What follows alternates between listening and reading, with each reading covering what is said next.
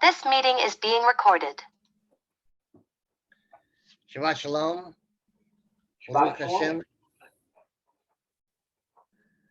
This week's parasha is really interesting in a lot of different ways. We're going to have to reverse engineer some of it. And so I hope everybody is able to stay with me and follow me this time. The parasha starts in Shemot, Exodus, in chapter 38, starts in verse 21. Okay. And so, as it starts, of course, there's an awful lot presented subtly in the Peshat. There's not that much to it. But we're going to reverse engineer this a little bit and then re-engineer it on the way back again. And maybe we can get a half-Torah study in and revisit what we did last week a little bit. Basically, what we're going to do is through this parasha, we're going to find out how the fruit of the Spirit works in growing us and maturing us to help us get out of the house of Yaakov and the house of Israel and then into the kingdom.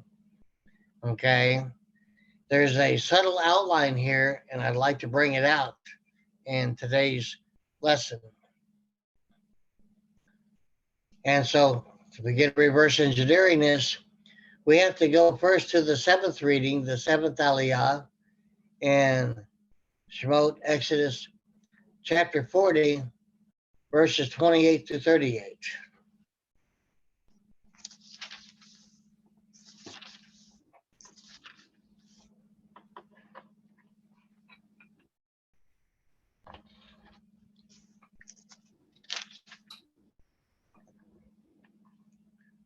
So if everybody's with me, in 28 it starts, and he erected the screen of the entrance of the Mishkan. He placed the burnt offering altar at the entrance to the Ohel and offered on it the burnt offering and the meal offering as Yod-Heh commanded Moshe. He put the basin between the tent of meeting and the altar and put in it water for washing. Moshe, Aharon, and his sons washed in it their hands and feet when entering the Ohel, tent of meeting, and when approaching the altar they would wash, as Yod-Heh commanded Moshe. He set up the courtyard around the Mishkan and the altar, put up the screen on the courtyard's gate, and Moshe completed the work. The cloud covered the tent of meeting, the Ohel, and Yod-Heh's kavod filled the tabernacle. Moshe could not enter the Ohel, the tent of meeting, because the cloud had settled on it. Yod-Heh's kavod filled the Mishkan. When the cloud rose up from above the Mishkan, the sons of Israel would travel on all their journeys. If the cloud did not rise up, they would not travel until the day that it rose up. For Yod-Heh's cloud was above the Mishkan by day, and fire would be on it by night, in the sight of the entire house of Israel on all their travels. Please take note, it's only the house of Israel that is mentioned throughout everything having to do with the Mishkan, the tabernacle. Now, the reason we're reverse engineering is because when everybody wants a relationship with the Most High, they're always looking at immediately having the end result. Consider that when you decided you wanted a relationship with the Most High, you didn't say, okay, I'm a little bitty baby in this. I'm just starting in the faith. What do I got to do to get to the point where I want to get? You started off immediately looking at where you wanted to get to and wanted that to be right now. You wanted that tremendous, greatest intimacy that's possible to have with the Most High. You wanted to walk with Him. You wanted to be in that direction. You wanted Him to applaud you, favor you. You wanted to have all the accolades and everything possible right then. I've never met anybody who didn't synthesize that whenever they were first starting their relationship with their walk. So we're going to talk about what it takes to have that. Because if you remember, the Most High gave us a model, because the Most High sees the end from the beginning. In different language, we like to see the end result from the beginning of the task or beginning of the goal. And so we've got to look for a way to do that, a way to get it done. Now, so we're going to have to go through this so maybe we can get an idea. My contrast and comparison may not be completely in line, so I'm very open to correction. If anybody else is given any insight by the Most High, please feel free to share it. Okay? Now, in the first reading in Shemot, Exodus 38, 21 through 39, we're looking at the direction of Moshe, Aharon's sons, Ithamar, how he oversaw the accounts of the mission and the amounts of gold, silver, and copper that Bezalel,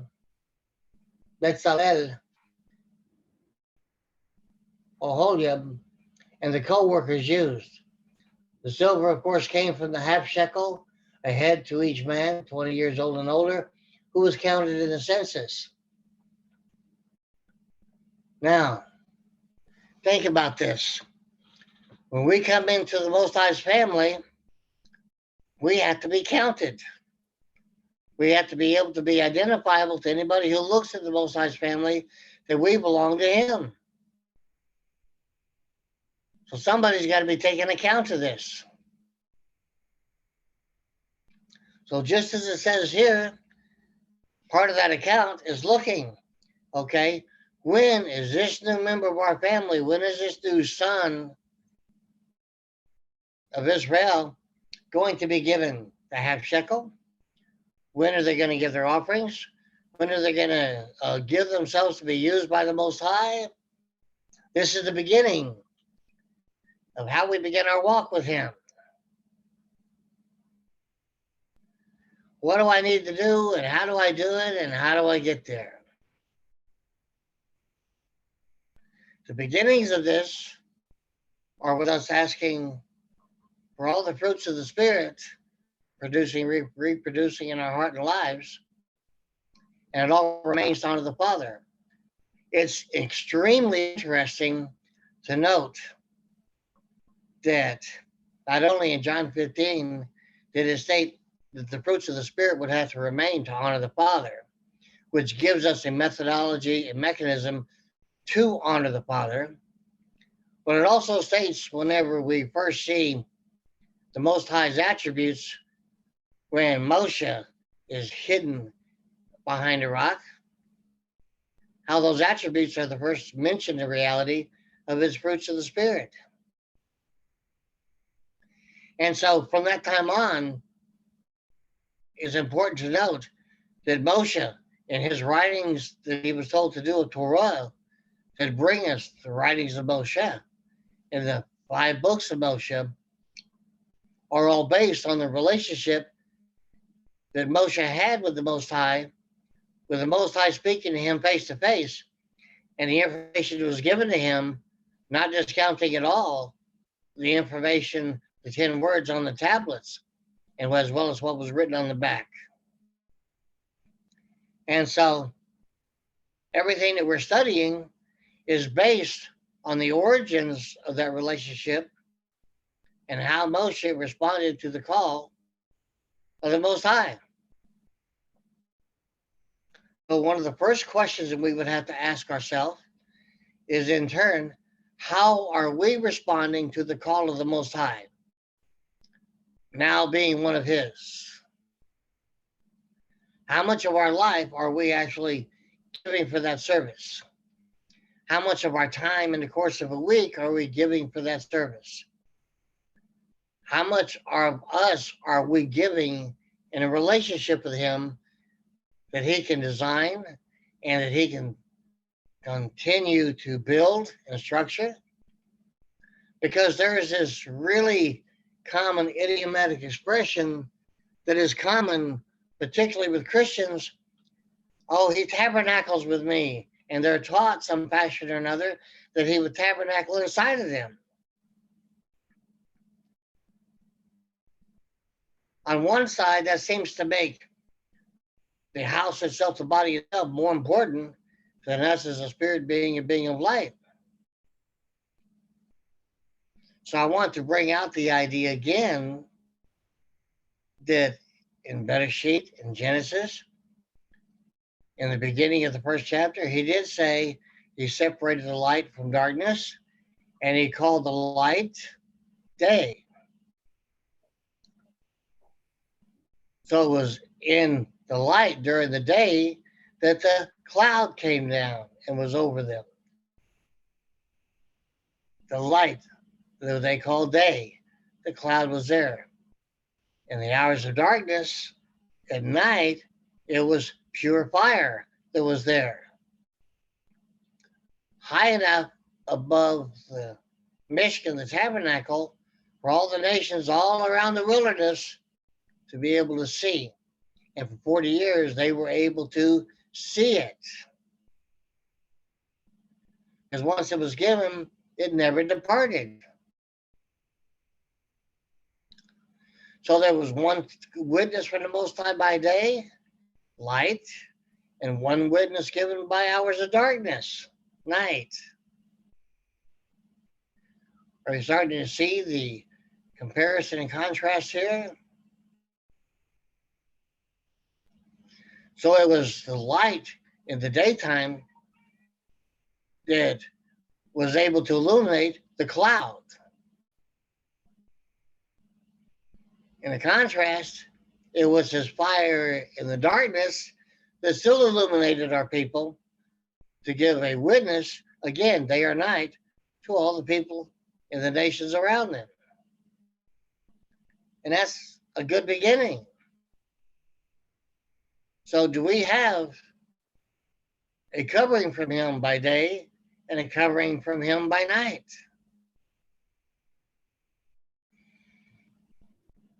So a witness of Him at all times in our lifestyle. I get it. Okay, thank you. Would you turn your volume down a tiny bit and repeat that statement? Okay, 1 second.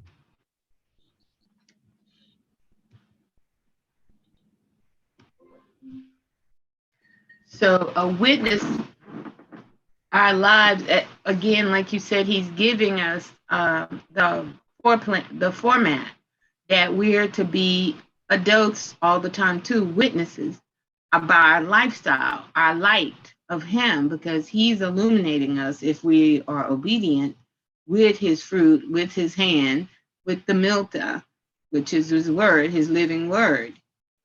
But when we choose that joyful obedience. This is true. Thank you. Okay. Right. Baruch Hashem. Baruch Hashem. Now,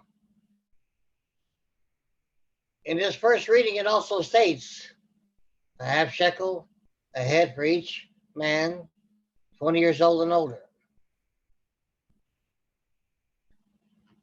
Now, understand,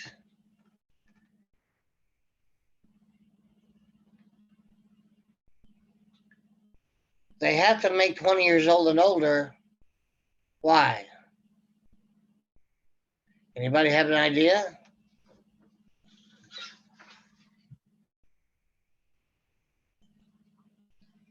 Well, it says those that were able to go out to war.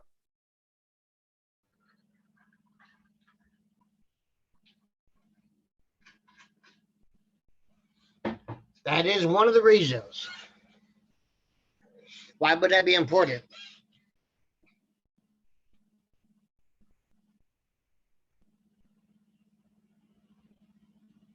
They're mature to that point, I guess. I hit you on your left side, huh? Okay. Yeah. For those able to go out to war, it's not just a war, it's being able to go out and come in. Okay? And war is one of the places we go out to. Okay?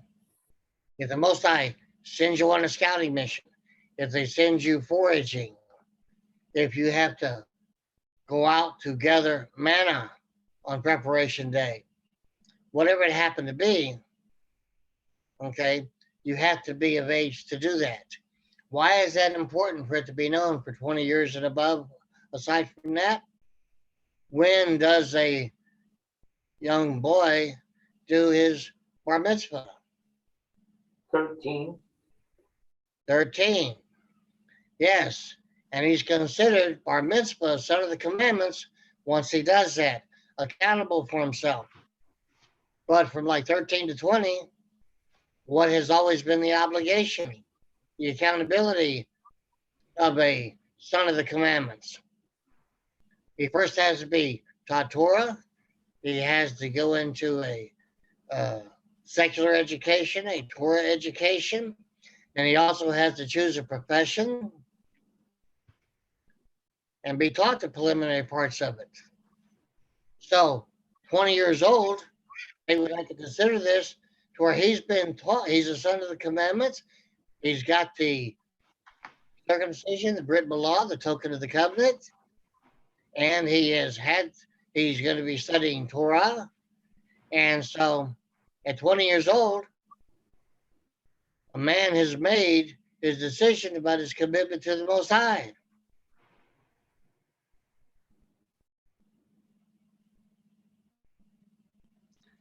Don't know if this makes any sense to you guys, but this is just the basic background behind that 20 years old.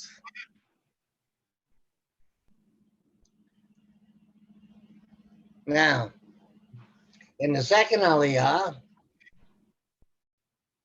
they made the Kohanim's vestments, the ephod, the breastplates, just as the Most High had commanded them. So here, in his second Aliyah, we have another area where they are being devoted and lovingly obedient. Now, I want you to consider what I'm going to ask right now. It's not just meant for grammar purposes, but I'd like to know from what people are thinking to go through this discovery process within themselves. What's the difference between obedience and loyalty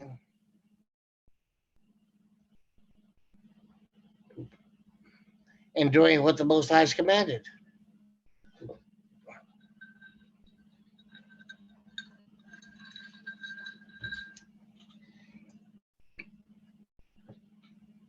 A lot of people today, they're obedient. Some of them are lovingly obedient.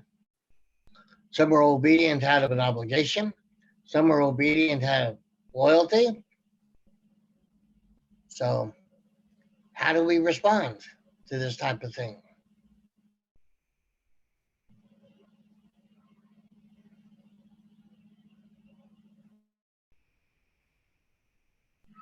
No answers? The only way we can be lovingly obedient is through fruit of the Spirit. The only way that we can be loyal in obedience is because of recognizing that radiance surrounding Moshe from his relationship with the Most High and some of the people having said, you talk to the Most High and you come back and talk to us. Most High don't have to talk to us directly. We want to experience what we see you experiencing. So then, instead of giving their loyalty and obedience directly to the Most High, where are they giving it? Moshe. Yes, to Moshe. Based on the Most High letting everybody see that Moshe was his choice. So they use this, in fact, to say they don't want to go against the Most High's choice. But before they had said that, there was nothing there to prevent people from desiring to speak with the Most High individually themselves. The Most High never said it was forbidden. All he ever said was tell the people this, tell the people that. But in all of it, there was nothing there that they could not seek him and seek to be more intimate with him and speak to him himself themselves. That was never given as a commandment. They couldn't do that.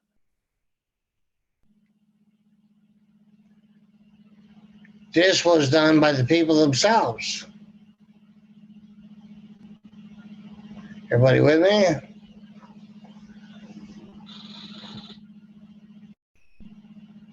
Do you notice the assumptive posture that because the Most High would say something to Moshe and or Aharon, and then normally it was Aharon and his sons who would convey the message beyond there.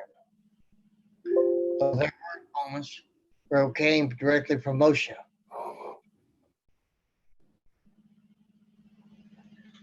Now, in the third Aliyah, they made the robe, the tunics, the fine linen, the frontlet inscribed, set apart to Yod-Heh-Wah-Heh, just as Elohim had commanded them.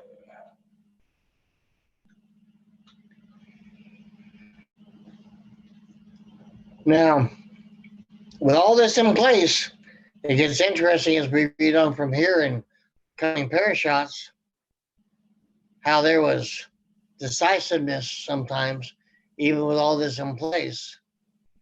There was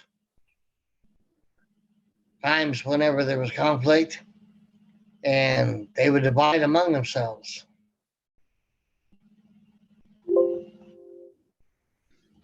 Now, as it continues, in the fourth Aliyah, they brought the tabernacle, the Mishkan, and its furnishings to Moshe. And what did he do with them? He did a baraka. They were blessed.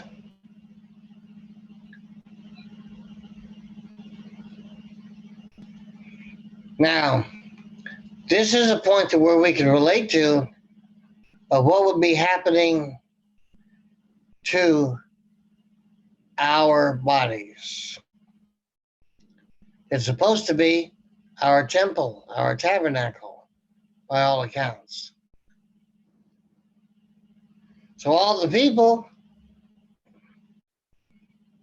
we're seeing this similitude here, that if you want to be closer to the Most High, the body itself, it would have to be what? It would have to be blessed. Just as the Moshe blessed the whole Mishkan and its furnishings. Now, if we're considering our body to be the same as a Mishkan, a tabernacle, or a temple, then what would be the furnishings here with us that could emulate the Mishkan, the tabernacle? Anybody have a clue?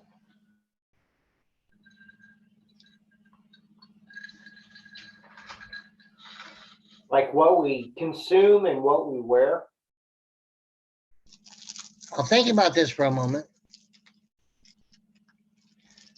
The furnishings of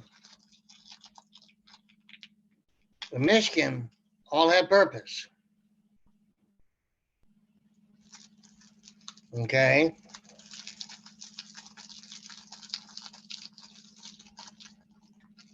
Consider perhaps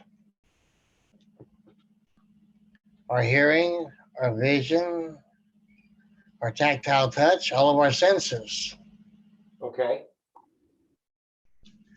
furnishings of our body as a Michigan, a tabernacle. Mm. Not discounting that sixth sense that's such a pesky critter.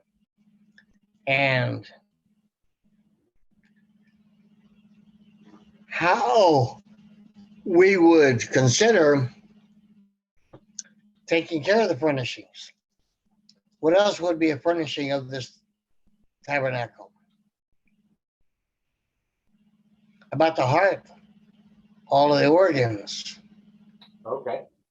The skin is the largest organ, circulatory system, everything that concerns an interaction with the Most High.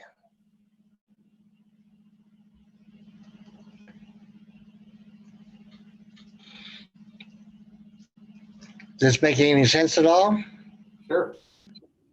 All a possibility. I'm sharing this with you where we have a contrast and comparison that we can do because it's very popular. It's even written in the New Testament that our body should be set apart as a temple Yes. because tabernacle is not around anymore. It's not raised up. Okay.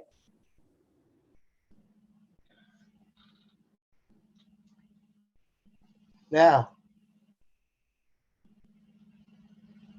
keeping this in mind, in the fifth aliyah,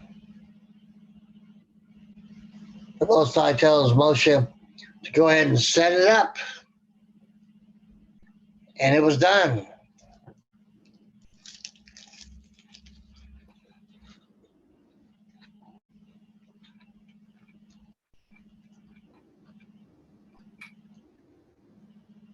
So what does he have to do in our life? To take the temple that we're supposed to be and its furnishings and set it up.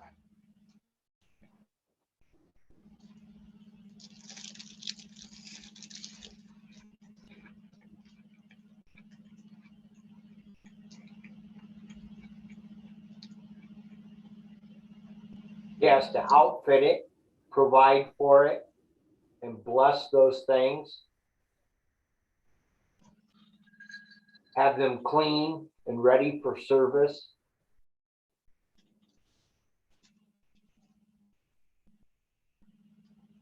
Now, all of our senses, for example, are the way that we take in information. All of our senses are the way that we're able to have interaction, relationships, etc. All of the organs of the body, by design, is how we maintain our health.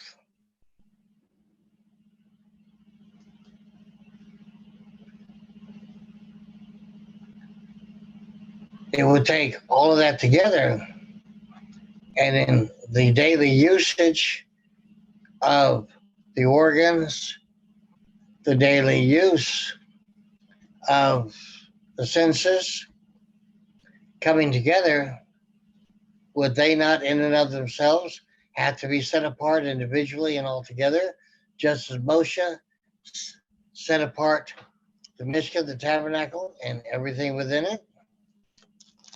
Sure.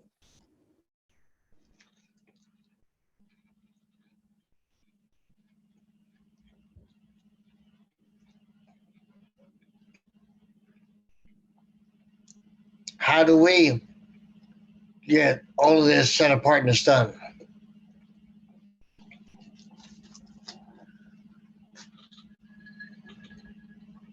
Well, I'm not sure that we necessarily claim credit for it, but we do it by participating in Most High's commands, his mitzvot. And I would say through our words, actions, and deeds and thoughts. So, literally, what we do, what we choose to engage in, how we choose to engage, and when and where and with whom. So far, I've only asked about the set apartness. How do we take the furnishings of us being a tabernacle or temple and make sure that set apartness is there with all of it?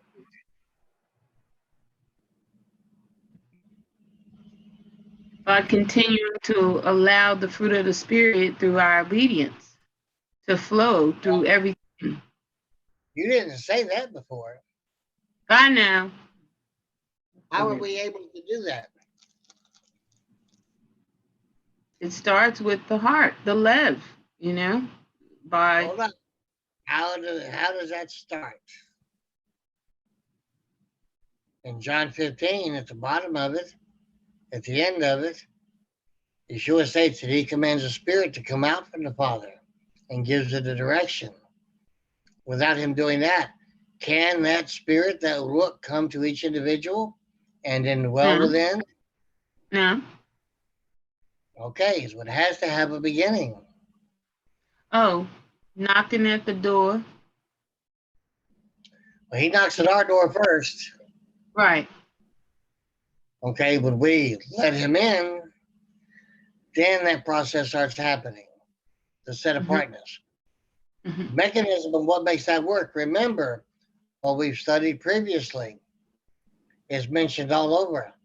The Ruach, the Spirit, is always set apart, Always redeeming. always redeeming, and it's always true. So one of the first things that happens when it indwells by Yeshua's command, what does it do to us, all of our organs, all of our senses? What does it do? Sets us apart. Goalenu. Sets us apart. And what does it do with its truth to us? Start to etch on our heart, as David said. It has to make everything within us to be true, for that set apartness to be complete. Okay. Because the Ruach is always set apart, it's always true, and it's always redeeming. It does no good for it to make any attempt to redeem anything that is untrue.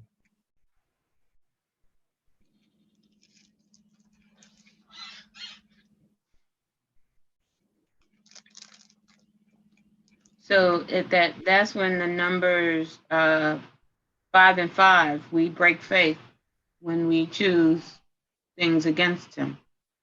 Yes. Okay. No matter what our justification is.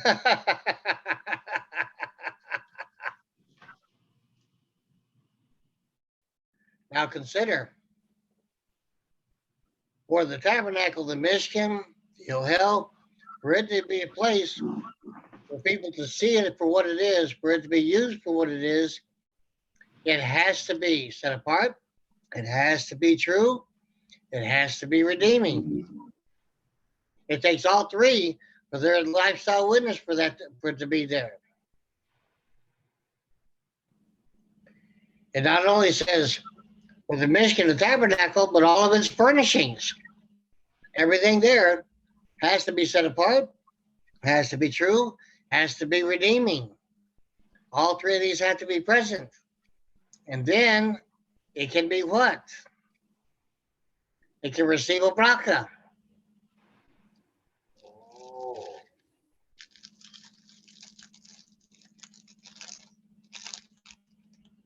And this comes from the scrutiny and supervision of the right hand of power.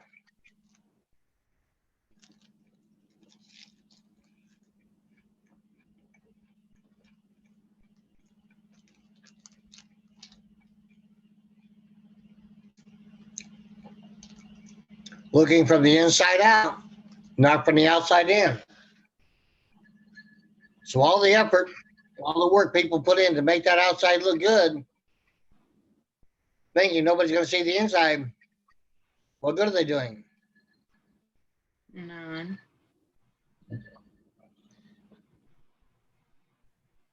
Because it's the inside and the furnishings that have to be set apart, true, and redeeming, Mhm. and the right hand of power has to give a bracha for it, and that has to be continuous.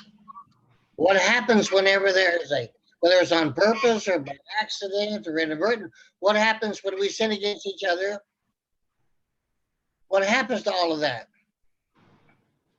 It ceases in that moment. Yes. And so just like everything that was in the furnishings of the Mishkan and the Mishkan itself had to have what? It had to be atoned for before it could be given a bracha. So with us, You made me understand why he would fall dead. Oh, okay. Wow. Oh, wow. Woo. Okay. Wow. Woo. so how important, remember the definition for guilt is what? That which is worthy of execution or death. Sin is disobedience to his teaching. When we sin, we incur guilt. One has to be atoned for, one has to be forgiven. So how strongly does this day by day need to be looked at? How much do we have to guard ourselves? It says we have to guard ourselves the same way we regard the appointed times.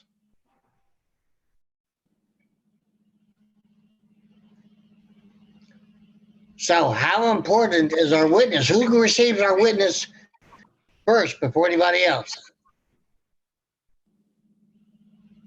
Right hand. Huh? Right hand. Who receives our witness first before anybody else? The right hand of power. Because he's the advocate to the Father for us. Come on, hug it all. Wow. Wow. Okay. Yeah, very interesting. Wow. Oh.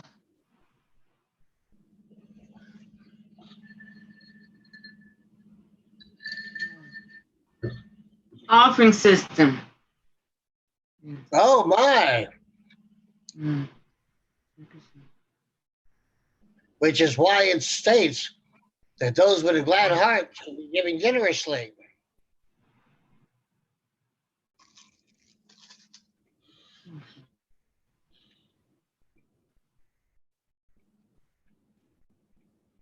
Hmm.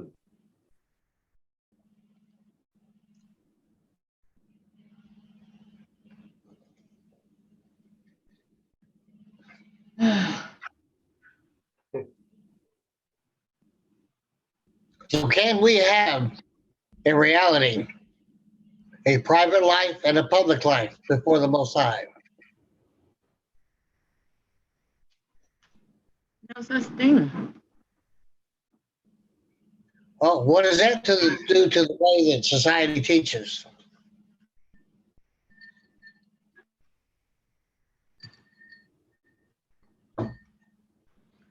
Say, madness, I say, madness.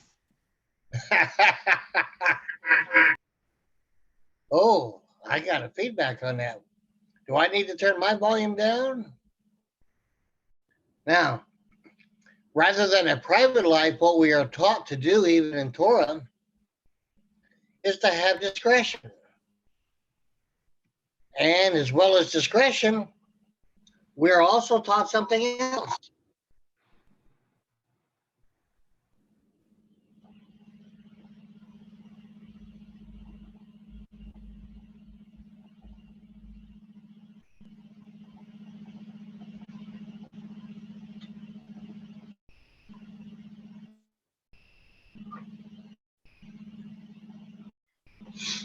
Now,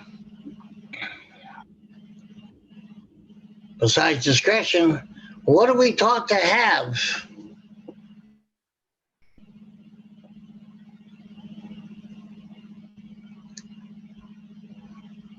There's a word in Hebrew that explains what should be describing our personal life.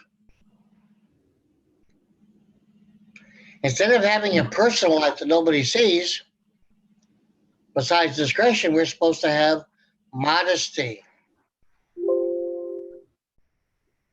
Modesty is not a morality. Modesty is the way we conduct our lives, being Torah observant.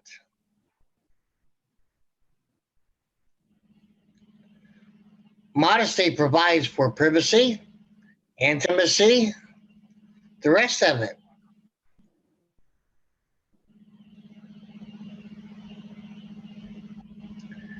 We have layers of relationships. We have our most intimate relationship is with the Most High. That has to be very guarded. But it's not private, it's intimate. It isn't private, we have great discretion. It isn't private, we have modesty with it. And with Him, we also have humility, which again comes from the book. And then we graduate that in degrees from Him to all of our other interactions and relationships.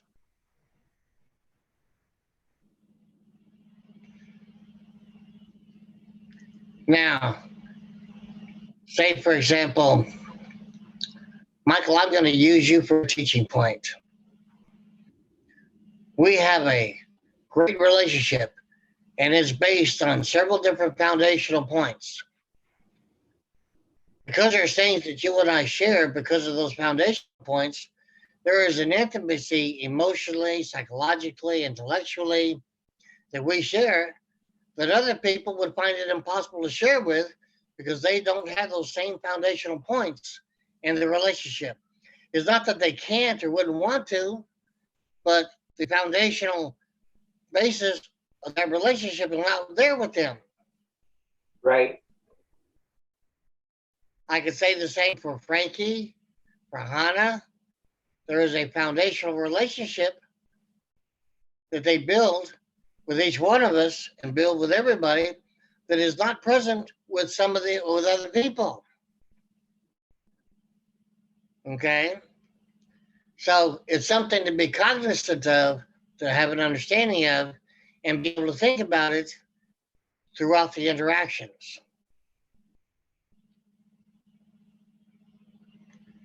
We treat ourselves and we want to become as the tabernacle, as the temple, but we got to do it according to the plan. Now, Michael, as your friend, do I have the right to impose upon the set apartness of you, your body, as a tabernacle or temple? No. Or the truth that He puts in there? Or how He's redeeming you? No. We don't have the right to impose upon what's going on from one person to another in this progressive work. And I really don't like the cliche-ish effect from Christianity that they're a work in progress, because they are not doing the work. They are responding to the work He's doing within them. So if you have to fall back on that to say, well, I'm a work in progress, while you're still doing those lame things that you do, what are you doing to yourself? If you are seeking His kingdom and His righteousness first, is there a need or desire to lean on that to say, I'm a work in progress? Wouldn't you rather be more guarded with your day-to-day actions as a mobile, day-by-day temple or Michigan tabernacle for everybody to see.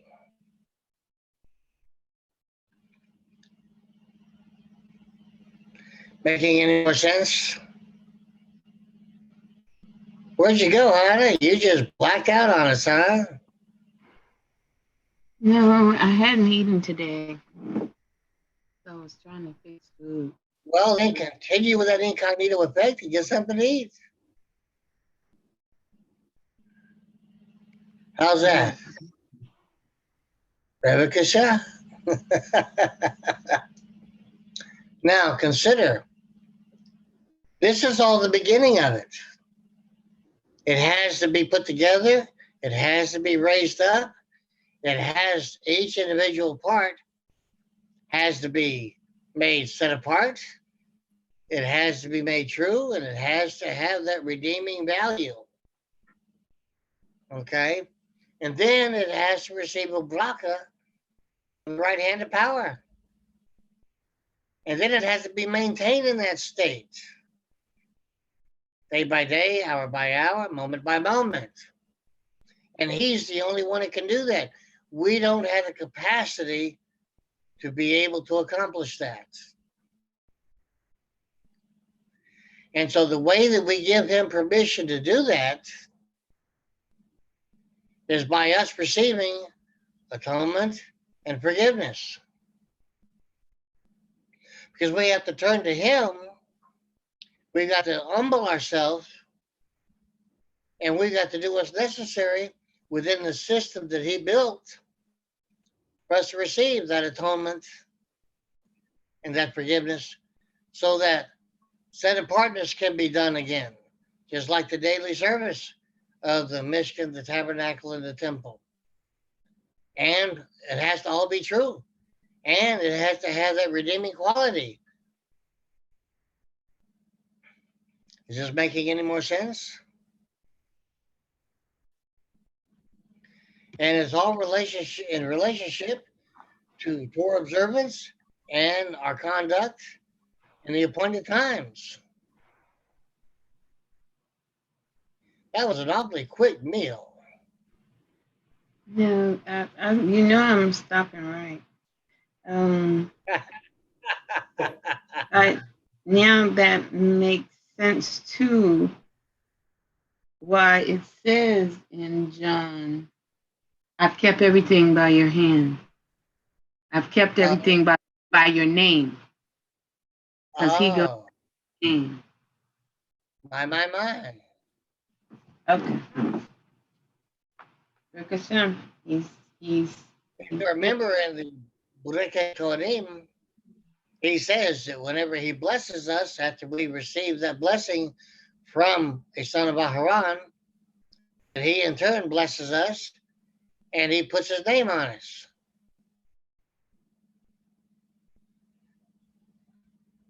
So what happens when he puts his name on us as a temple or tabernacle? It's set apart. Yes, however, think about this. When he puts his name on us, he is actually judging us, justifying us, and clothing us with his justification, his righteousness. Okay. He's making a Sadiq. The beginning of it. Yes. Okay.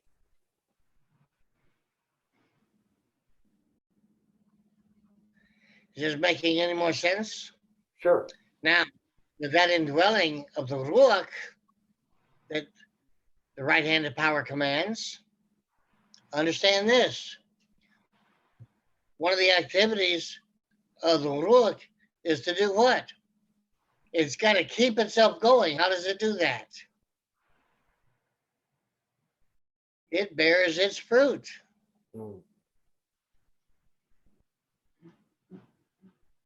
Everything the right-handed power commands the Ruach to do in our lives and within us as a temple, as a tabernacle, the Ruach, the way it does it through activity, is by bearing its young, bearing its fruit.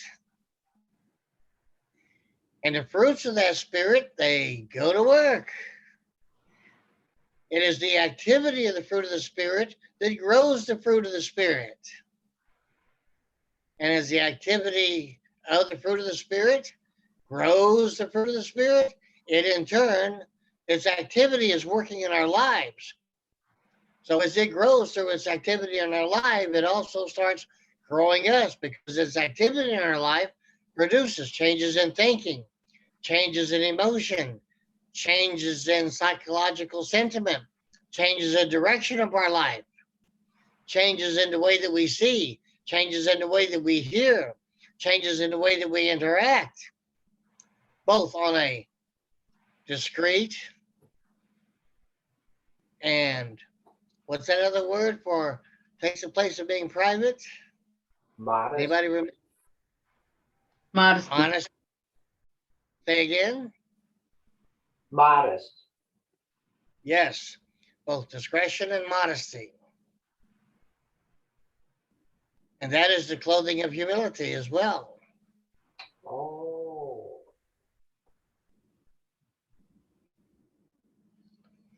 Now, is this all coming together? Is it making any sense thus far? Yeah.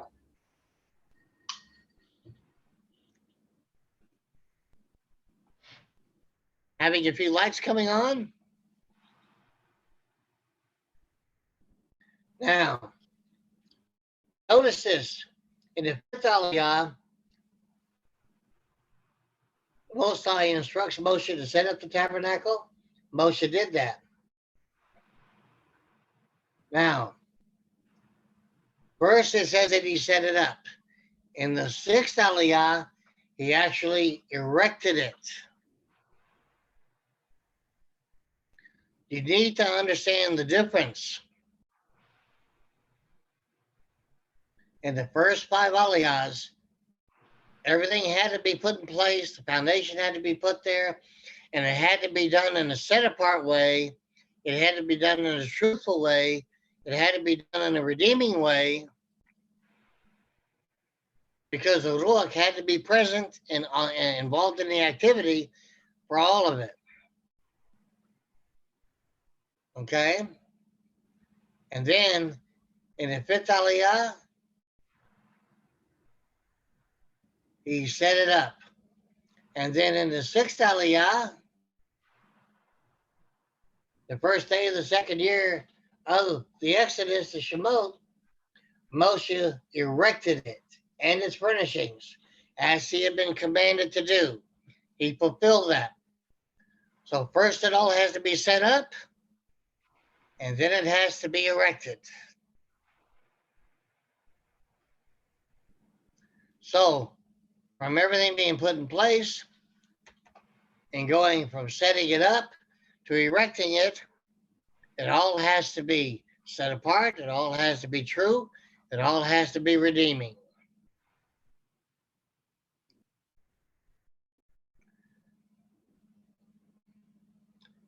Remember, we only need atonement when we go against Torah, when we sin, violate Torah.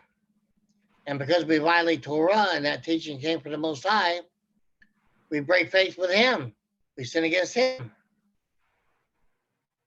So we need both the atonement for going against the teachings, and we need forgiveness for breaking faith with Him.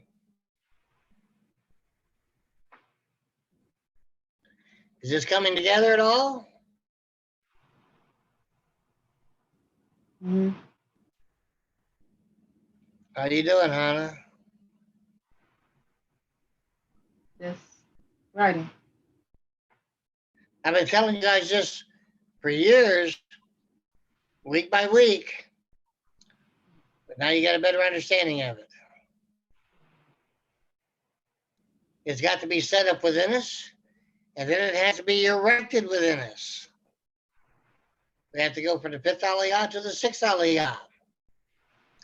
And then we've got to maintain the way it's set up, and we got to maintain the way that it's erected within us.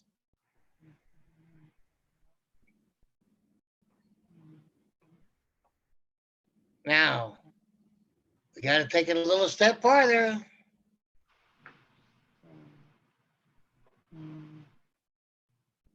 Seder.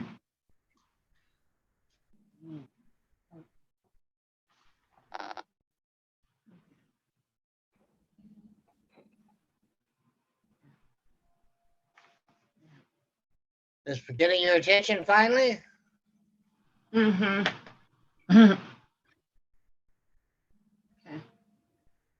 Now,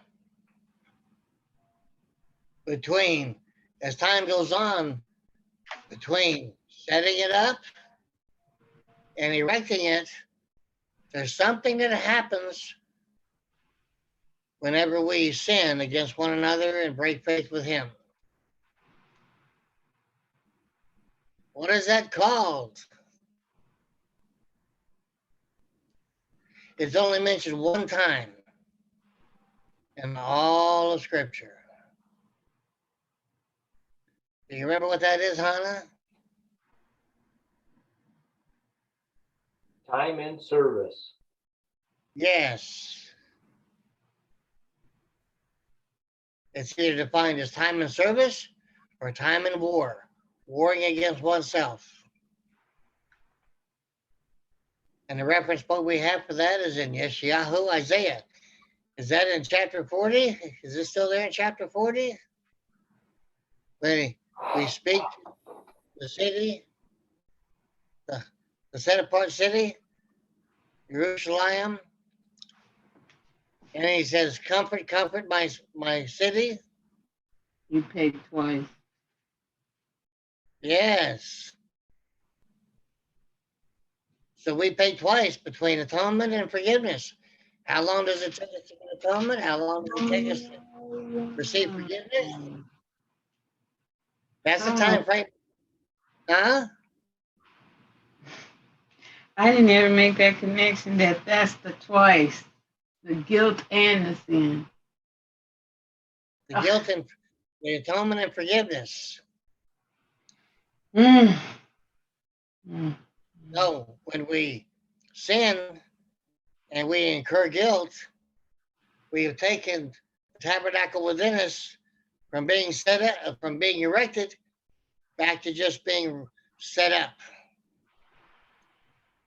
We haven't been torn to pieces, but we've been somewhat incapacitated, limited in our lifestyle witness.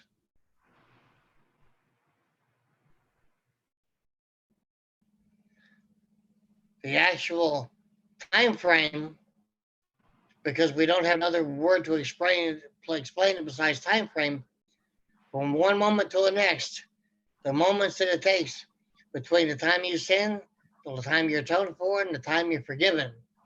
Two separate timelines where He will still use you, but you don't get any credit toward it in terms of His justification.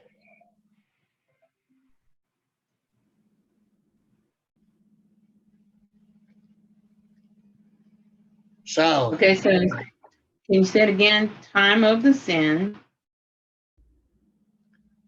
we incur guilt. From the moment that we sin, but when we sin, we incur guilt with that sin, each individual sin. Now, sin is only the definition of sin is trespass or violating Torah. Okay? So each and every time we violate Torah, we sin. We incur guilt. So when we get to the point where we're no longer violating Torah, are we sinning anymore? No. And if we're no longer violating Torah and we're not sinning, are we incurring any guilt? No. So what happens when we're no longer violating Torah? We're not sinning, we're not incurring any guilt. We become fully Torah observant. Torah cannot judge us any longer.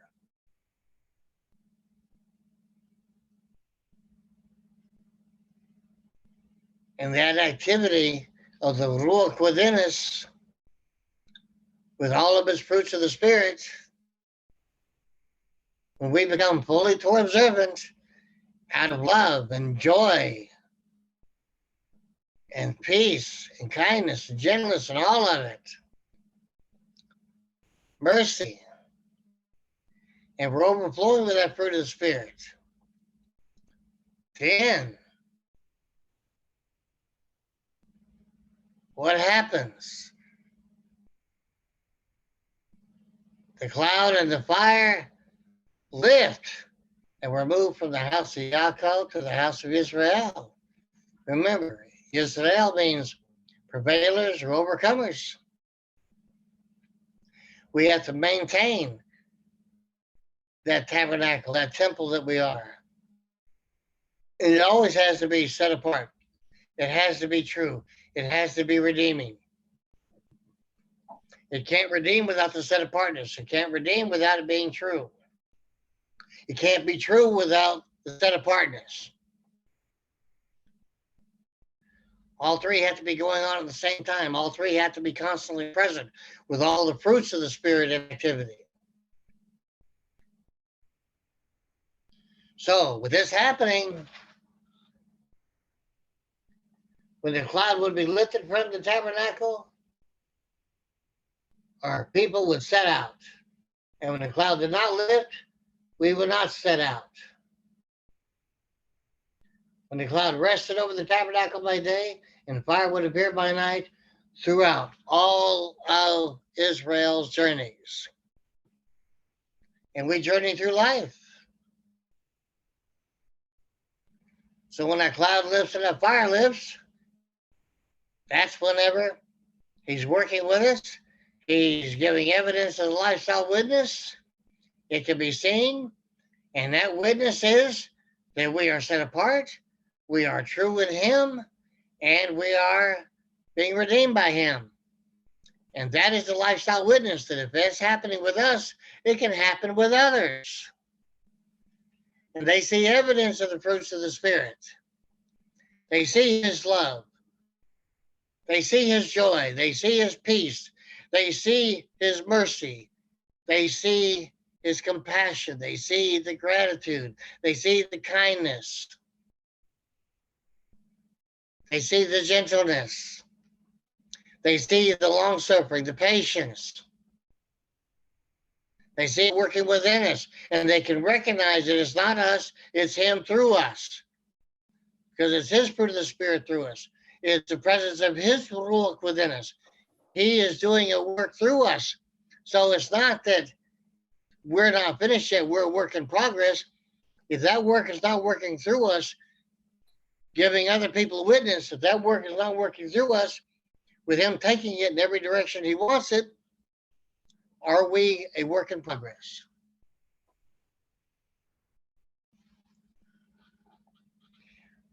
We can't be a work in progress if the work is not progressively doing. It must be in progress for that to be happening. Everybody with me?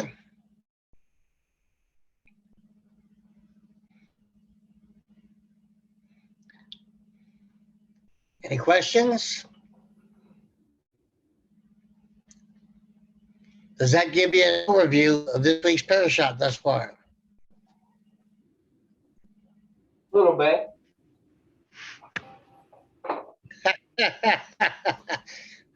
You want to make a comment, Michael?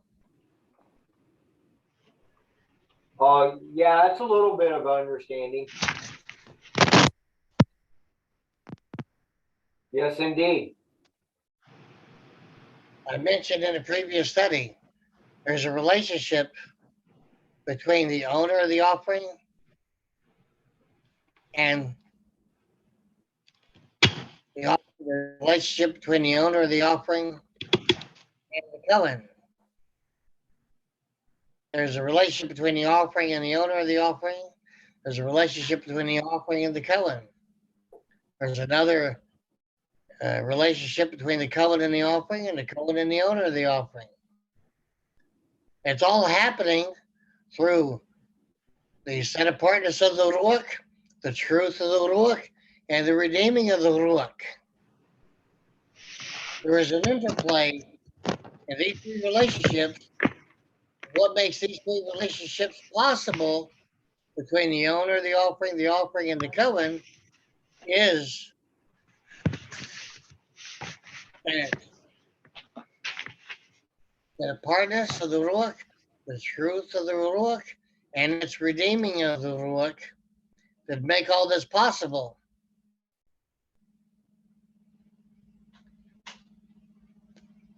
The activity here is done by the fruits of the Spirit, depending on which fruits of the Spirit are needed in any particular moment, because the fruits of the Spirit don't only work with the Cohen, they don't only work with the owner of the offering, but the fruits of the Spirit work with the offering itself as well.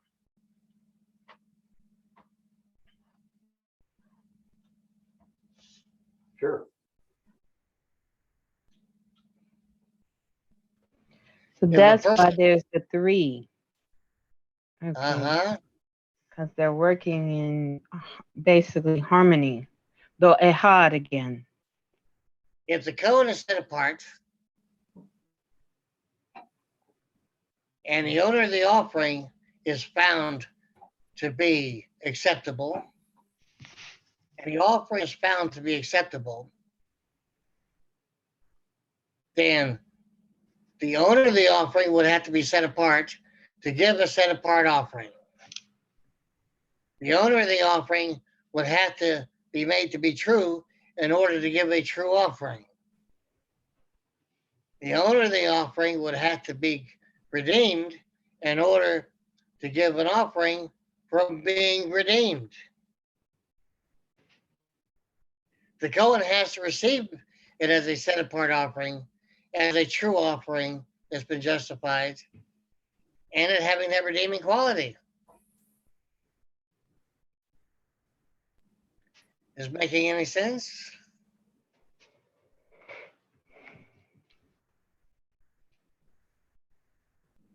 Which is why the Cohen has to look on the heart.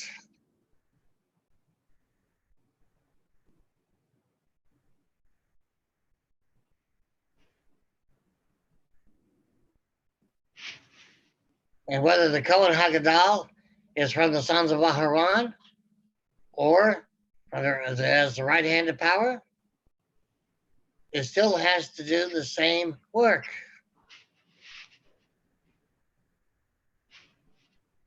Is making any sense? Why else would the Most High say that he set apart all the Kohanim for the sons of Aharon to officiate for him and represent him as we serve all of Israel?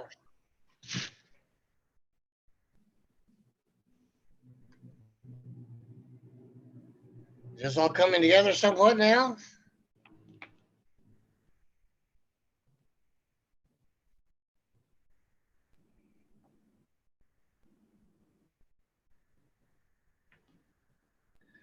Anna, are you feeling better now?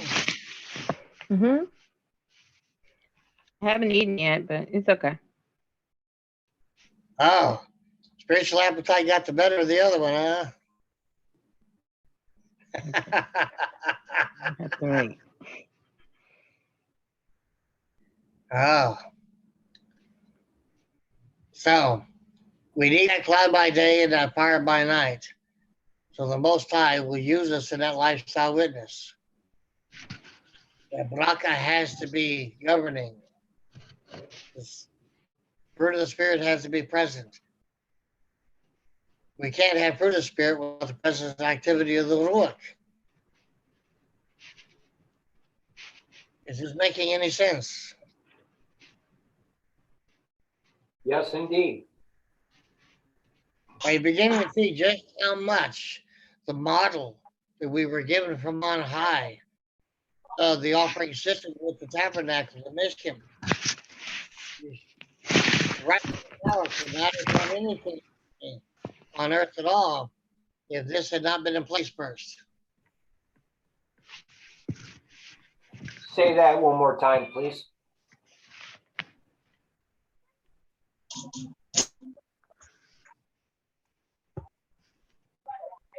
Anna, can you relate to Michael what I just said?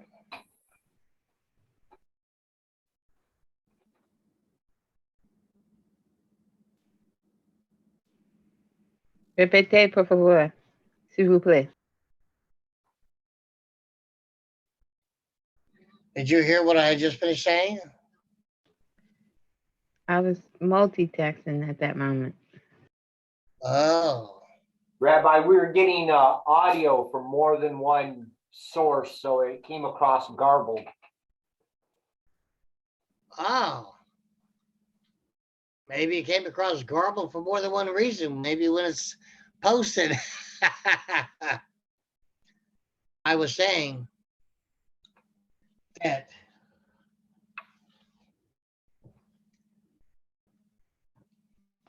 even when the right hand of power walked the earth,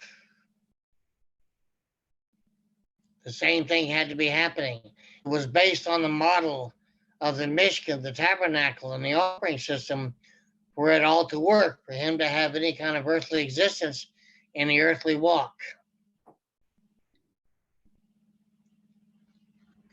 And I was asking if that made any sense to everybody. If he was not fully set apart and true and redeemed by the Father himself to begin with, remember it says, when did he do that? At the foundation of the world. So he accomplished being the Lamb who was worthy to be slain first at the foundation of the world. So he had to come down to earth, already set apart, already true, already redeeming, in order for it to happen here physically. So it was a continuation of the work that had been done for it to be done here based on set apartness, based on being true, based on being redeemed. Okay. Is making any more sense? Yes. Has anybody ever noticed when they give an offering and they receive atonement and they ask for forgiveness, the difference of what happens inside of them and the difference in their interactions with other people? Sure. There are no Kohanim among us. We cannot take credit for that. That's all the work of the Most High. We do as we're instructed to do. Everybody does what they're instructed to do, and he makes it all happen. He works through us.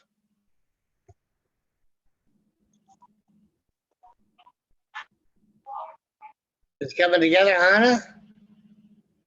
Hey, we got a Patrick Fowler out there now. Shabbat Shalom, Patrick. Shabbat Shalom, sir. And Shabbat Shalom, everybody. Hey, Shabbat Shalom.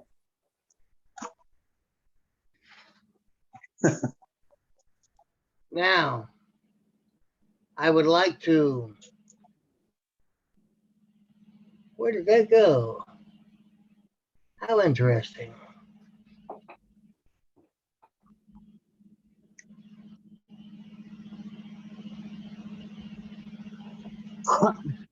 We got to get there. What is going on?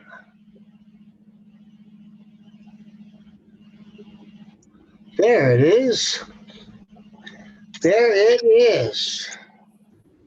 Now, Michael, when we come back in a few minutes, we're going to have you guys read the Haftorah for Sephardic Jews, and that references in 1 Kings chapter 7, verses 40 through 50. So I'll let you begin that whenever we come back. And that's 1 Kings chapter 7.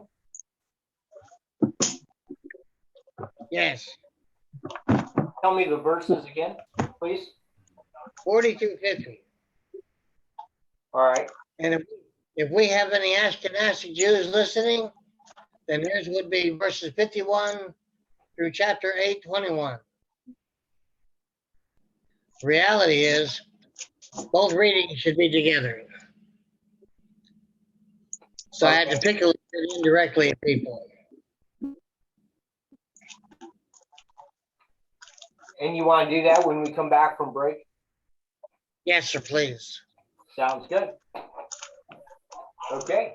Enjoy your Shabbat break.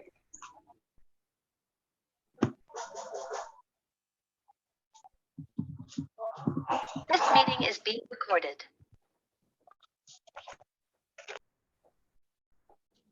So we just finished reading the Haftorah portion found in 1 Kings chapter 7, verses 40 through 50.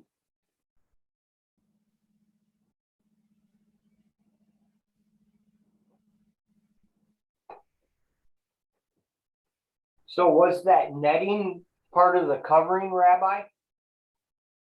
And it's held down by pomegranates? Well, the pomegranate served a purpose.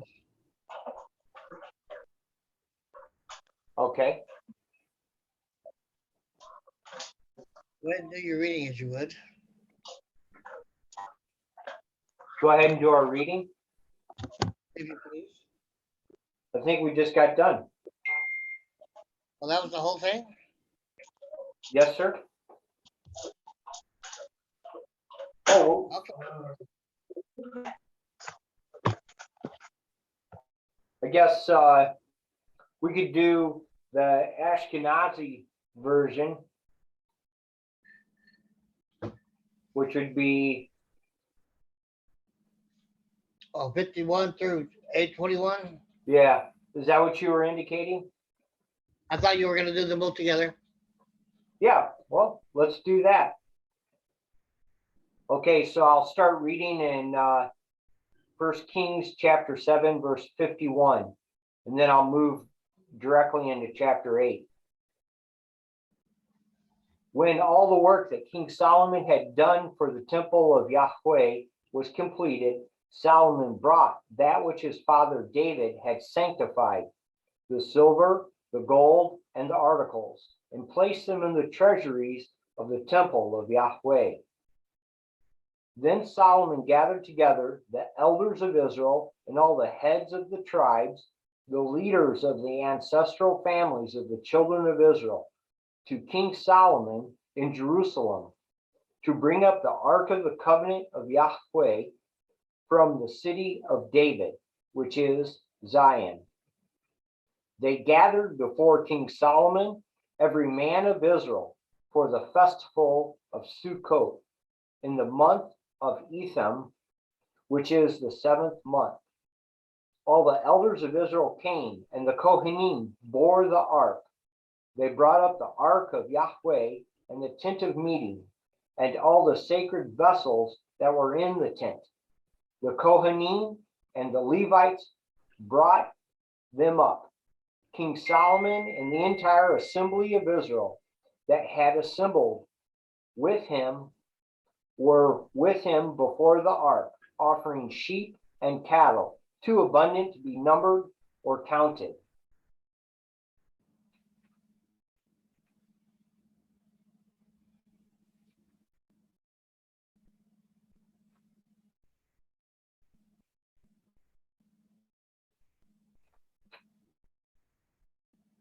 Patrick, would you start reading in verse 6, please?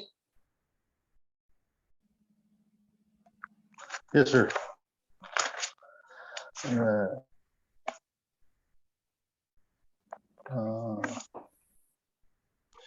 They extended the staves so that the tips of the staves were noticeable upon the partition from the sanctuary, could not be seen on the outside, and they remained there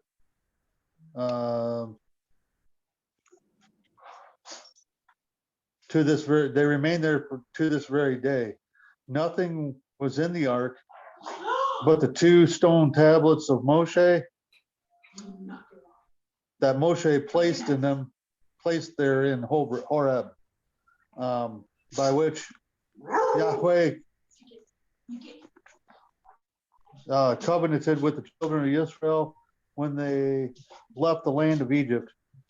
And it was as the Kohanim left the sanctuary that the cloud filled the temple of Yahweh. The Kohanim were not could not stand and minister because of the cloud, for the glory of Yahweh filled the temple of Yahweh.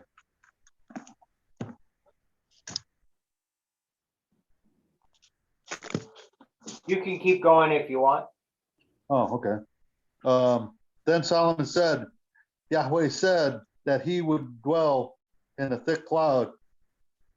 I have surely built a house of habitation for you, the foundation for your dwelling place, for your dwelling forever. Then the king turned his face and blessed the entire congregation of Israel, while the entire congregation of Israel was standing.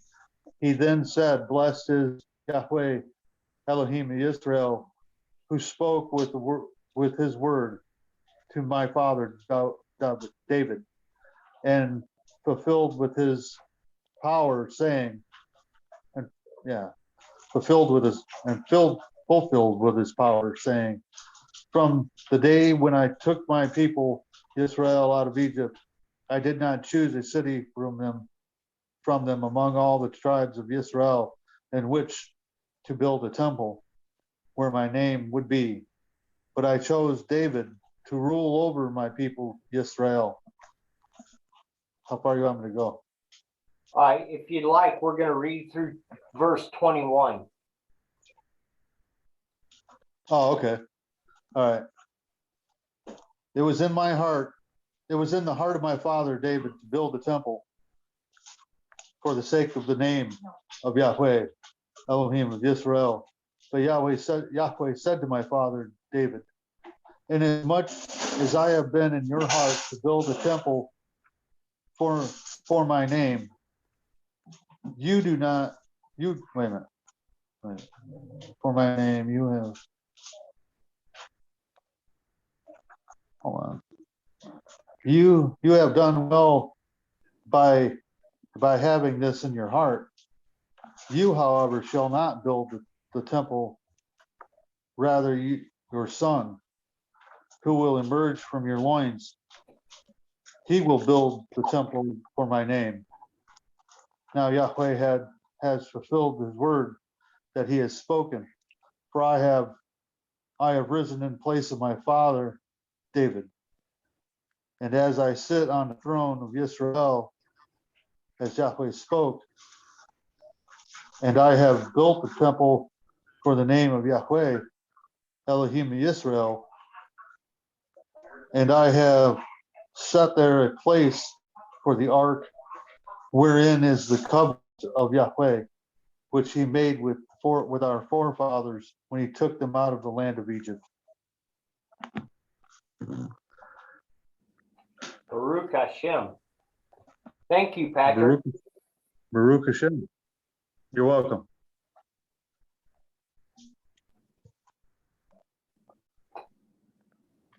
I'll tell you something that stood out to me through and through, that the temple and the tabernacle are built for Israel and not for Jacob.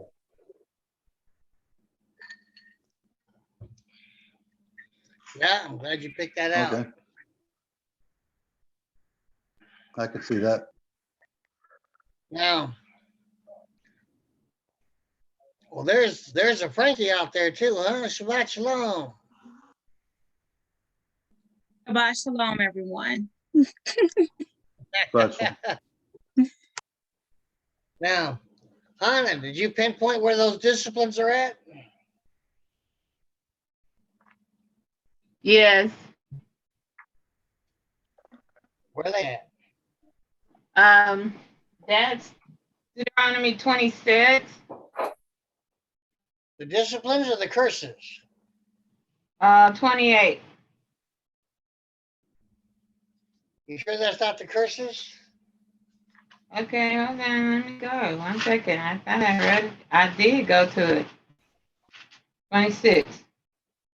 Disciplines don't have any curses.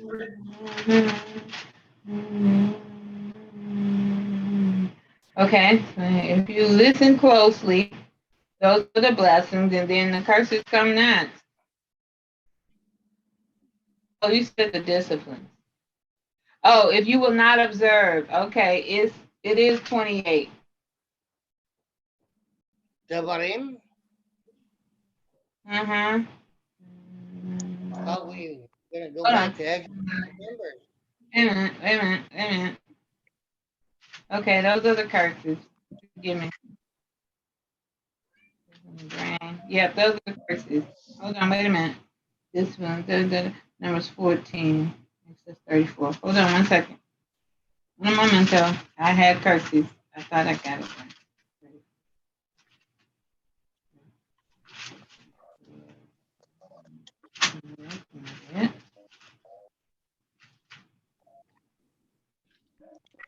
It's 26.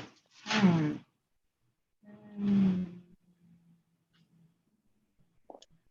No,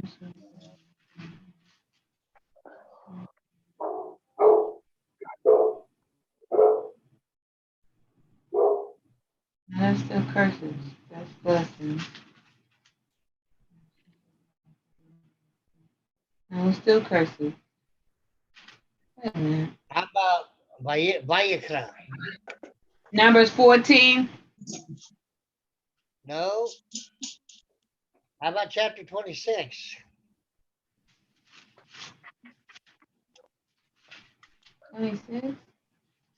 Leviticus. Okay. I get it mixed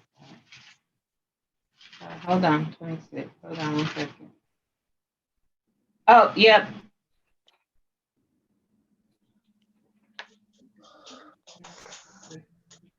So if everybody will turn to Vayikra, Leviticus Oh, yeah. 26. It's 26. It's Leviticus 26.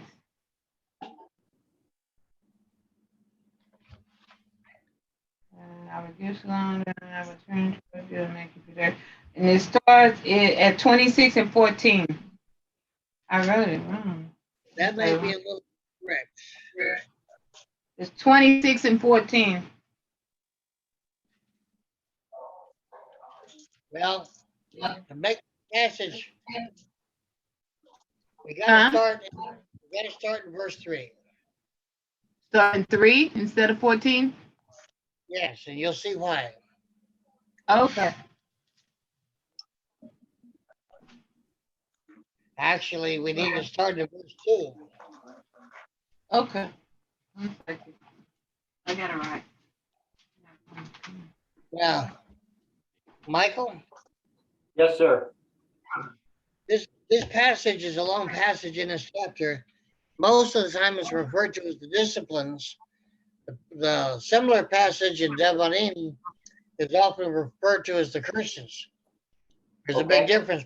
This one, he's disciplining us to bring us back to him. The curses is pretty much more severe. Now, I'm going to give everybody a chance to read a little bit of this with us, Michael. So in a few minutes, and we'll turn this back over to you. As we will start from chapter 26, in verse 2. You shall observe my Shabbats and reverence my sanctuary. What is the sanctuary at this time? It is the Mishkan. And then he says, I am Yod-Heh-Wah-Heh. Where are you at, Rabbi? That's chapter 26, verse 2. Oh, okay.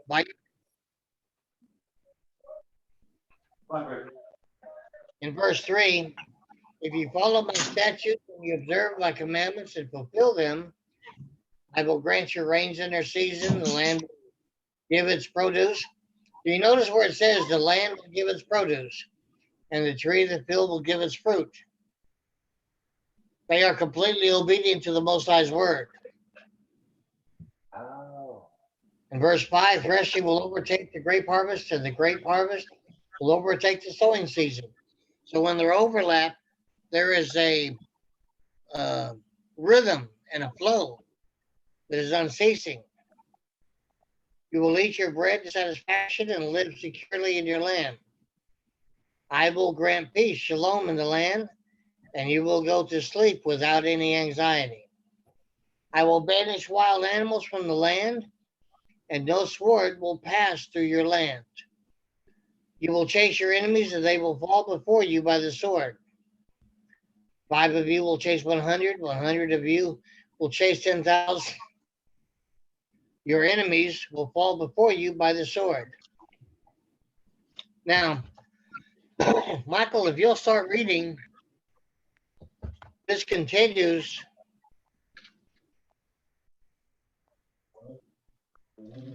all the That's the way. whole chapter.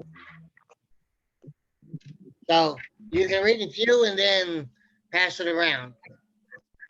But what we need to look at here is the fact that all of these things can happen to let you know where you're at with the Most High. When you see other people going through these things, you'll know that they're being disciplined, they're not being abandoned. And sometimes disciplining even means taking people home. Hmm.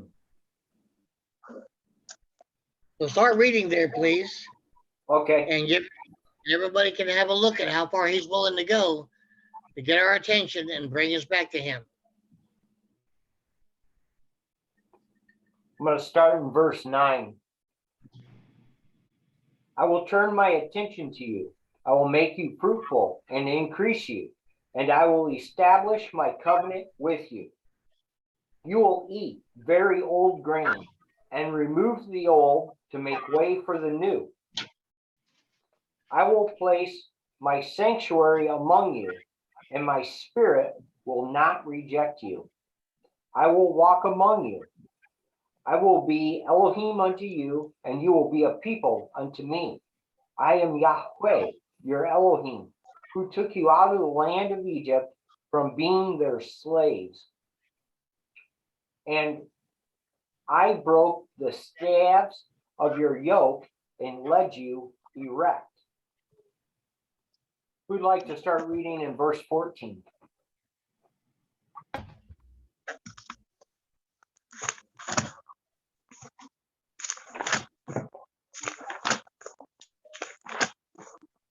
I'm in Leviticus chapter 26, verse 14. Would someone like to read a few verses?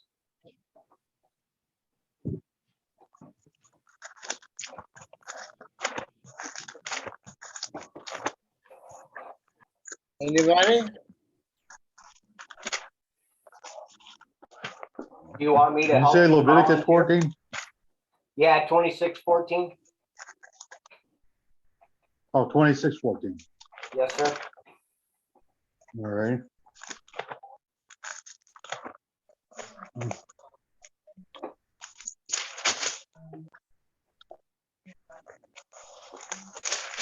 Remember,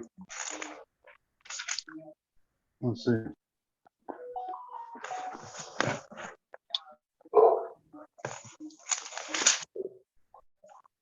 All right, I'll read it if you want me to. Please do. But if you will not listen to me, and I will not, if you will not listen to me and will not perform all these commandments,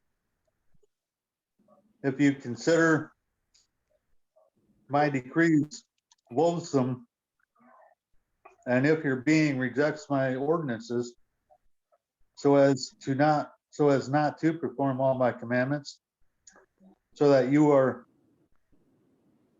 know my covenant, then I will do the same to you. I will assign upon you panic, swelling lesions, burning fever, which cause eyes to long and souls to suffer. You will sow your seed in vain, for your enemies will eat it. I will turn my attention against you. You will be struck down before your enemies. Those who hate you will subjugate you.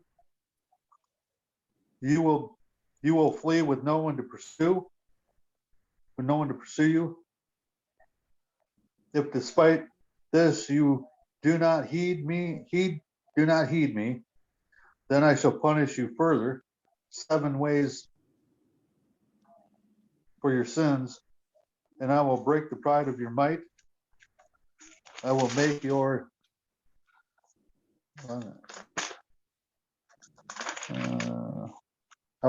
heaven like iron and your land like copper.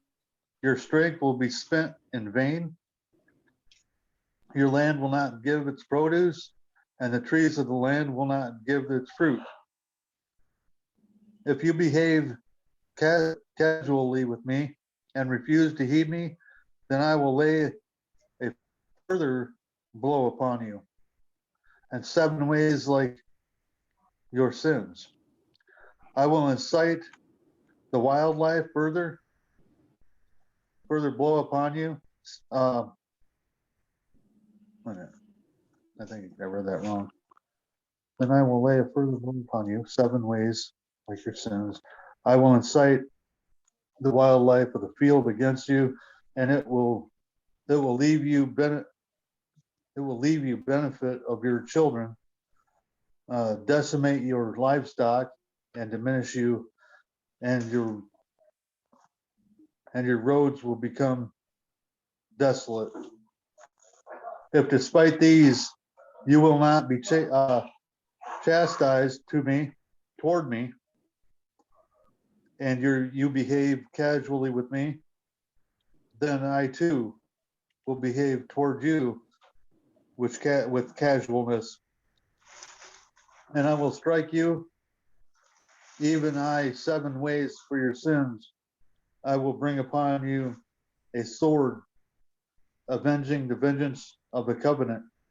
You will be gathered into your cities.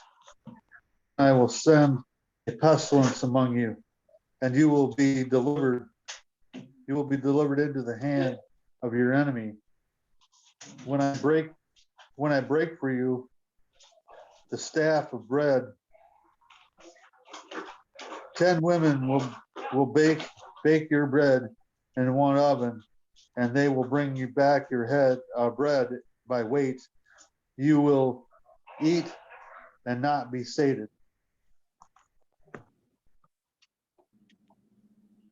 Thank you, sir. Would someone else like to read You're a few verses? Starting in verse 27, please.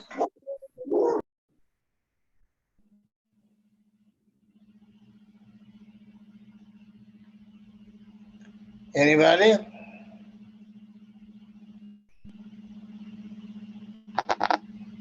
Okay, go ahead, Hannah. I saw you nod your head, yes.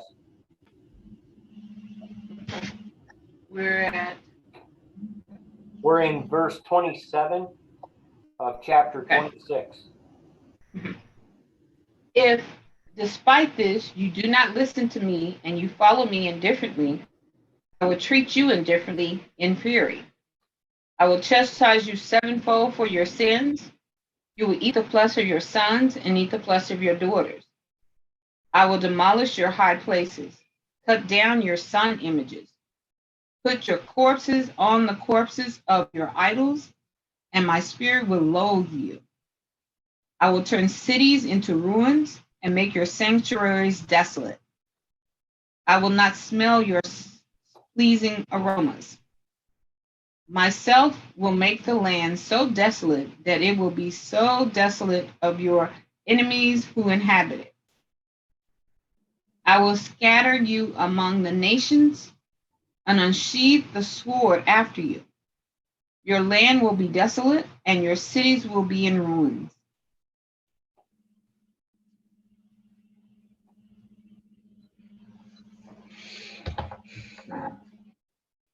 Someone else? Will you read 2 more verses, please? Okay, I will. Then will the land appease its sabbatical years during the time of this desolation while you are in your enemy's land. Then will the land rest and appease its sabbatical years. It will rest for all the days of its desolation. The rest it did not have during your sabbatical years while you were dwelling on it. Thank you. Frankie, would you care to read today? Okay, no problem. So I'll pick it up in verse 36, Leviticus chapter 26, verse 36. The survivors among you, I will bring weakness into their hearts in the land of their foes. The sound of a rustling leaf will pursue them. They will flee as one flees the sword, and they will fall, but without a pursuer. They will stumble over one another as in flight from the sword, but there is no pursuer. You will not have the power to withstand your foes. You will become lost among the nations. The land of your foes will devour you because of their iniquity. Your remnant will disintegrate in the lands of your foes, and because of the iniquities of their forefathers are with them as well, they will disintegrate. Then they will confess their sin and the sin of their forefathers for the treachery with which they betrayed me, and also for having behaved towards me with casualness. I too will behave towards them with casualness, and I will bring them into the land of their enemies. Perhaps then their unfeeling heart will be humbled, and then they will gain the appeasement for their sin.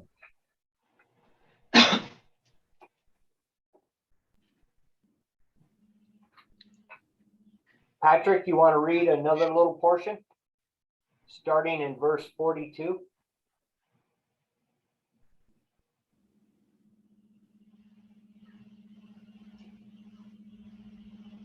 I can read it, Michael. Okay. I will remember my covenant of Yaakov, even my covenant of Yitzchak, even my covenant of Abraham. I will remember. I will remember the land.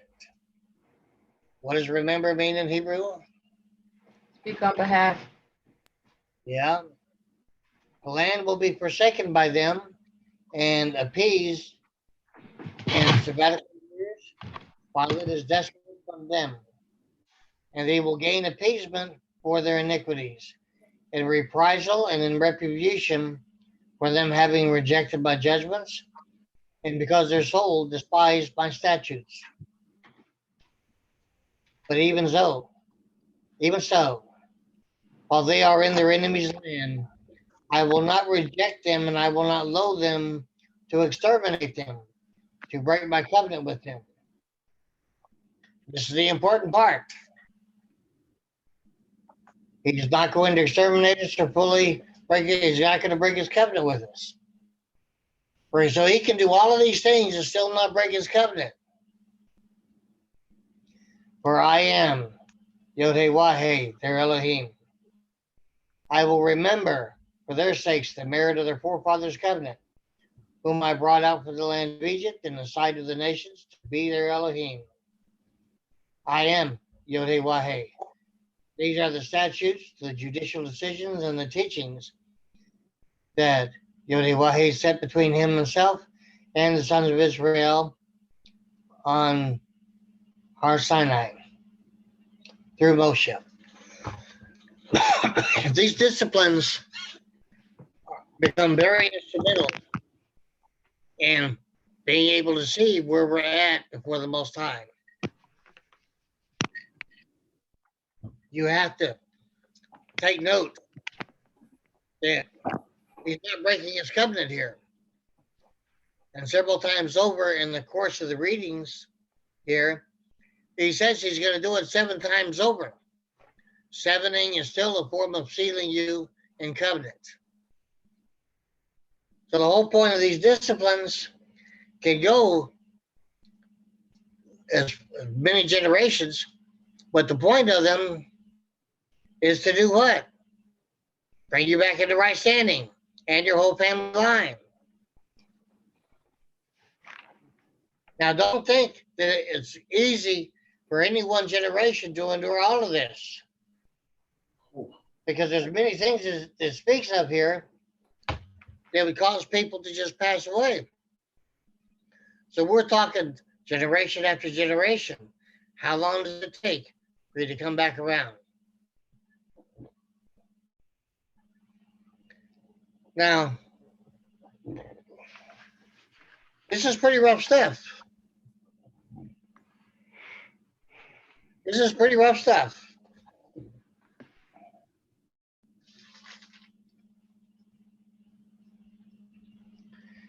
And part of it speaks of how casually we deal with him, how indifferently we can treat him and his teaching. What is a common expression in today's world? Or whatever, you do you and I'll do me. Doesn't make any difference. Doesn't matter.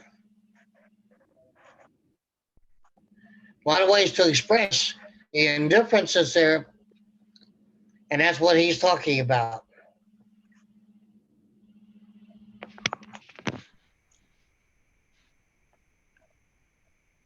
So, Michael, it's back on you in case anybody wants to comment or reflect on today's teaching. Well, there certainly is quite a bit to reflect on there. Wow. Anyone have something to share?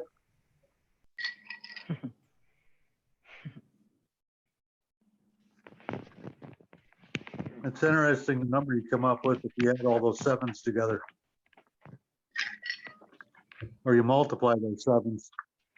Okay. What's that?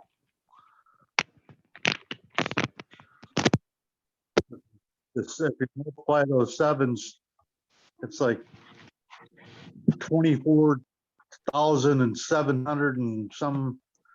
I mean, it's like, it's, I don't know. Connor and I did it some years ago. And, he comes against you that many ways. Yeah. Because you won't repent and recognize his covenant with you. And it's not him doing it though, it's the actions upon which we take, or the avenue in which we choose to go, that causes him to do it, and our unrepentance. Well, Patrick, in saying that, consider a question that was asked. How many times do we forgive each other? Do you remember the answer? Yeah, 409. Well, they say 490 times, but that's just that's each person per day. Yeah. 7 times 70. Yeah, Each person, each day. Right.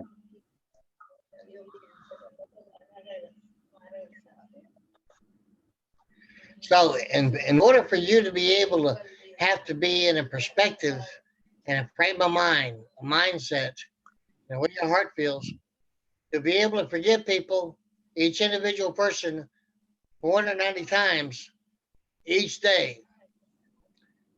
How much of a relationship do you need with the Most High and His fruit of the Spirit?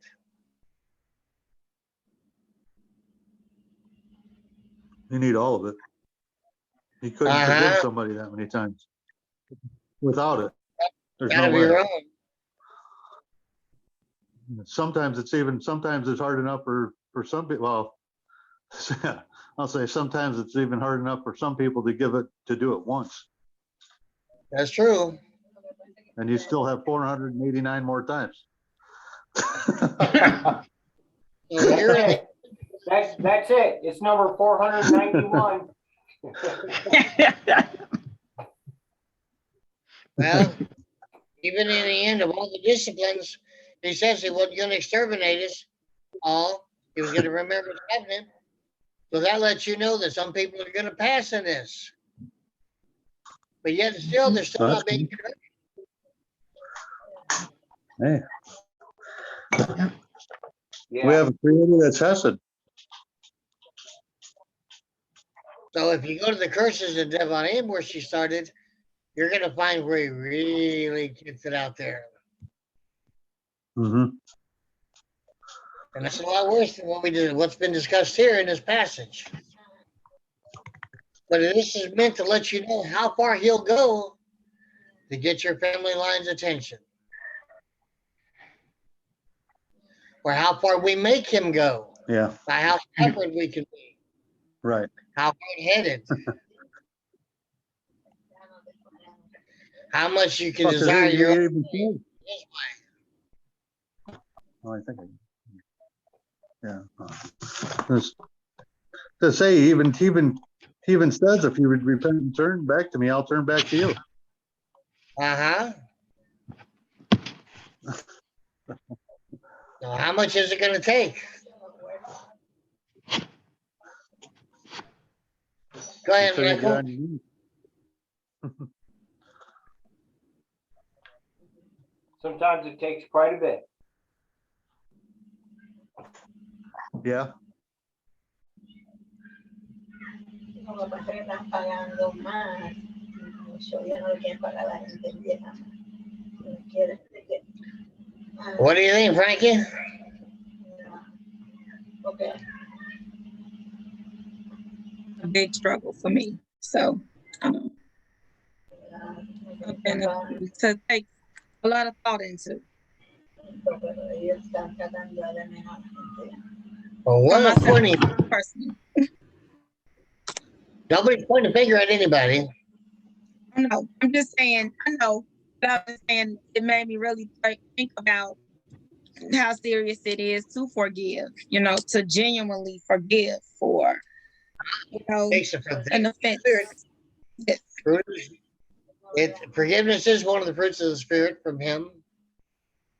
It's one of his attributes, and therefore one of the fruits of the Spirit. Takes a lot. So how important is to us individually for us to forgive others?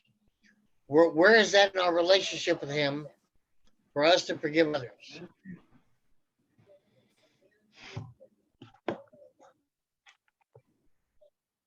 It needs to be right up there.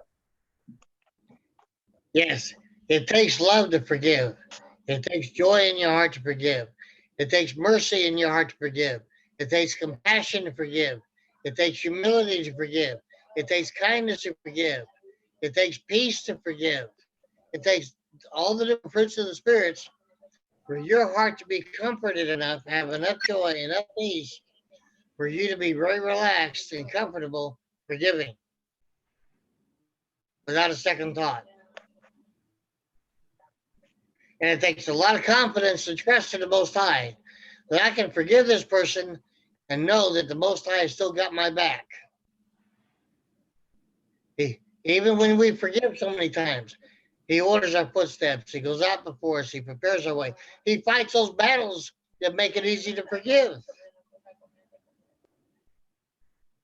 Yeah.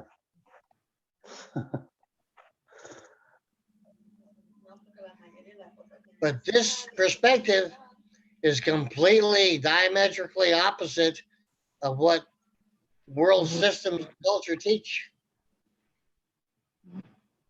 Mm-hmm.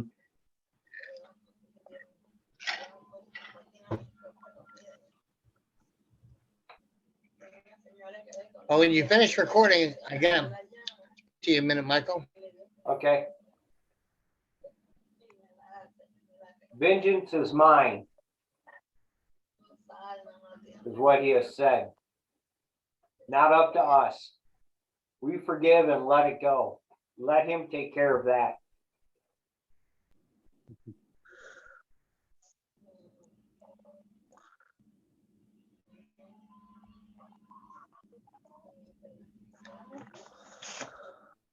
What do you think, Hannah?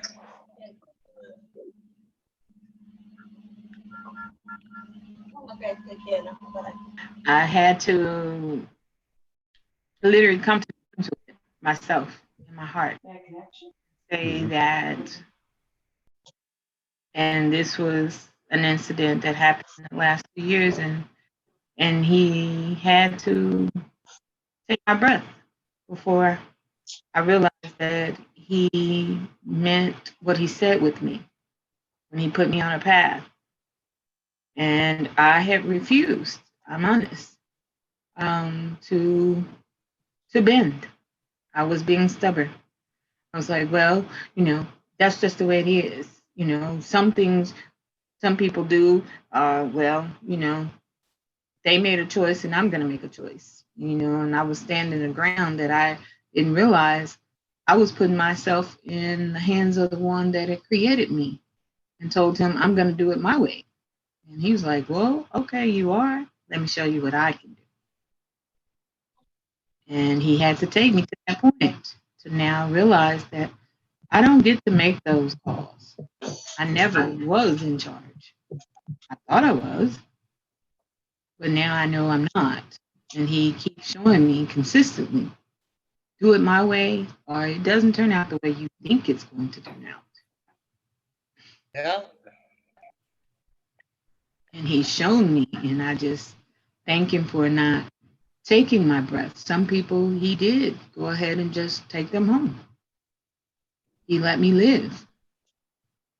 So for that, I have to be grateful. And it has humbled me a lot. I must say it did. It brought me to my knees. But I'm grateful that he let me live, because he didn't have to do that. He could have taken me home too, and then caused me to be judged through Sheol. He's given me an opportunity.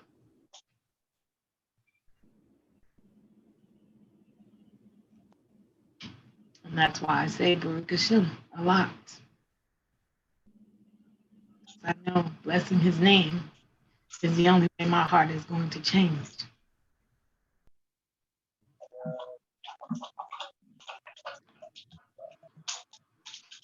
Amen. Was it easy? No, still not easy. But I know I'm going to do it his way, or I'm going to meet him and I'm not going to be joyful. And I don't want that to be my name. I want me to be in that book of life.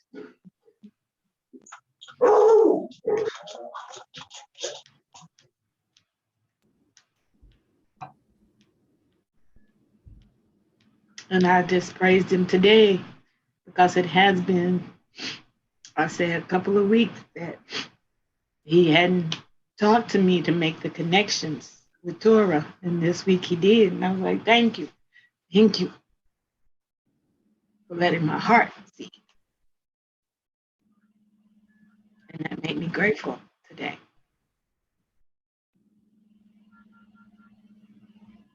Because I don't want him to stop talking to me, to let his Torah fill me, and to let me be able to share it in my life.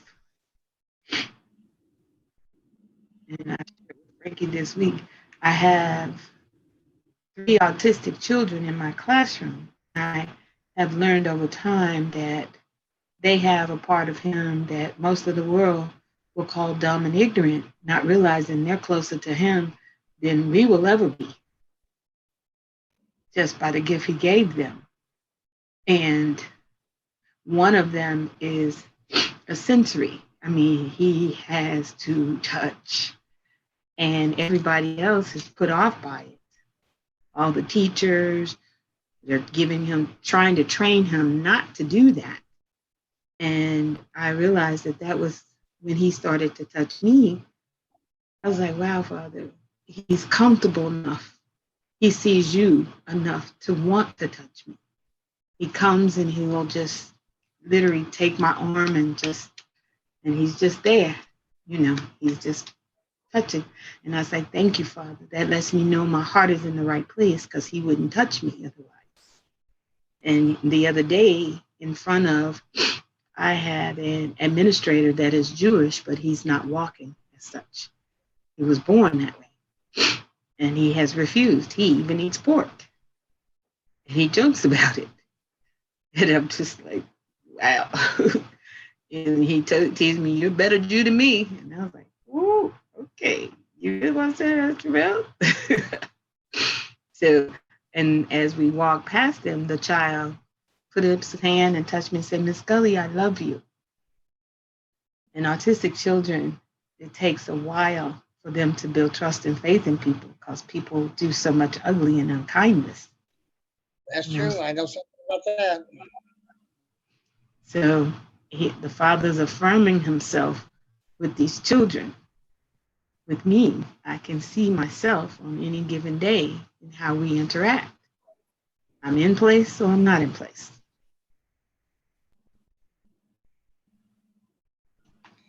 Got something, Frankie? Here, I'm gonna go ahead and stop the recording.